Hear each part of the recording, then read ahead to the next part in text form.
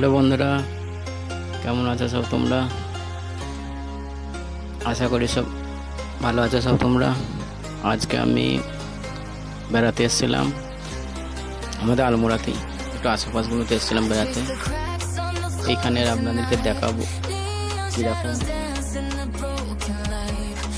মৌসুম দেখাবো কীরকম। তো আপনাদের যদি ভিডিওটা যদি ভালো লাগে